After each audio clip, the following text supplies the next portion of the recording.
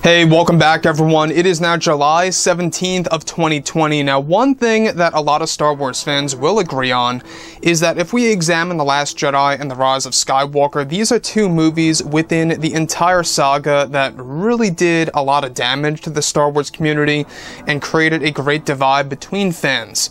This is Mike Zero. Make sure to subscribe if you're new to the channel for future Star Wars content.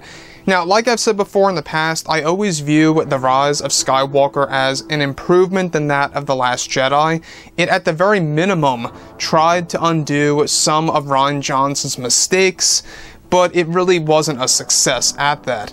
I really do gotta give J.J. Abrams a little bit of credit here for The Rise of Skywalker, because let's face it, he tried to do something amazing with George Lucas and Chris Terrio until Kathleen Kennedy stepped in and initiated all of these different, scenes to be deleted or cut from the film, to never see the light of day, to not even include any deleted scenes on the Blu-ray edition of Episode 9. So, the thing about J.J. Abrams is that, yes, we do know that at first he didn't want to come back for The Rise of Skywalker because, well, he felt it would have been a little bit out of order. He wasn't there for The Last Jedi, he wasn't really working on the middle film of the trilogy, and for him to come back again in the last film, it was a big decision for him. Because, when you think about it that way, it can become inconsistent when you have multiple writers and directors on and off for an actual trilogy, in which it was inconsistent when it came to the continuity, here and there. Now, with that being said, we do know that the production of The Rise of Skywalker had a lot of issues because of Kathleen Kennedy. However, what's really intriguing all has to do with JJ and Kathleen Kennedy, where now that both Disney and Lucasfilm are finished with the Skywalker saga, they are now focused on their new Star Wars trilogy of films, as well as their new Star Wars universe. Currently, both Bob Iger and Bob Chapek are hard at work on developing plans to reunite the Star Wars fans around the world. It's explained that during and after the premiere for The Rise of Skywalker, many interviews were given to the creators of the sequel trilogy, including director and writer J.J. Abrams, to where he was eventually questioned about Lucasfilm's Kathleen Kennedy.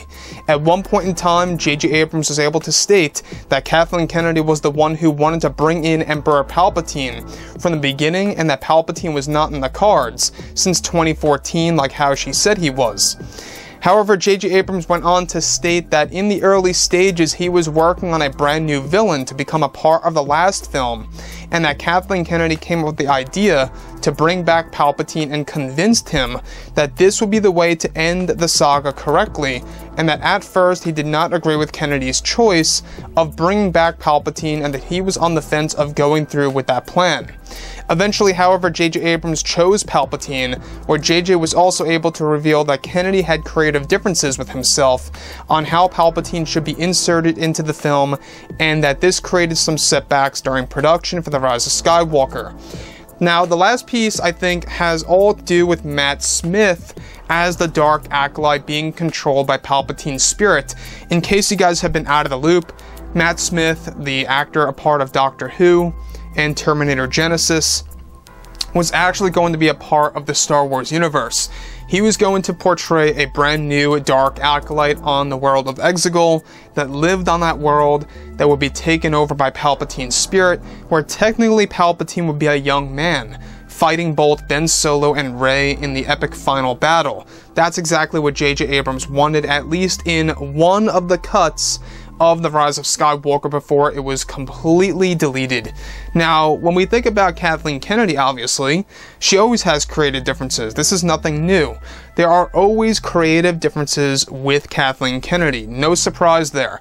It happened with Rogue One, it happened with Solo, and the other Skywalker saga films. It's been her nature from the very beginning. Now, the thing about J.J. Abrams here is that he was actually going to do something different, surprisingly, is that it wasn't all his idea to insert Palpatine into the mix. It was Kathleen Kennedy's. Let's not forget about that famous interview where Kathleen Kennedy said that Palpatine was in the cards. Essentially, Palpatine was in the works to make his return in Episode 9 since 2014, where in reality that's not the truth.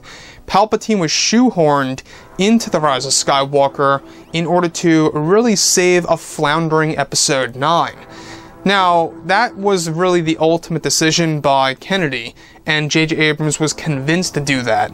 You know, because given of how Palpatine also returned in Star Wars Legends, I guess J.J. Abrams thought, alright, you know, it makes a good point, let's bring him back. I guess that was JJ's mentality there.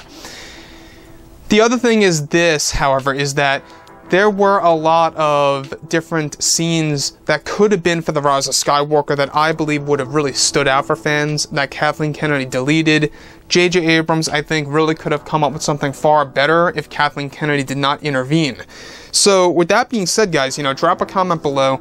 Let me know what you think about all of this in the comments, and if you guys did enjoy the content for today, do make sure to drop a thumbs up on this video to support the channel. I thank you all so very much for the kind support, and I'll catch you guys next time.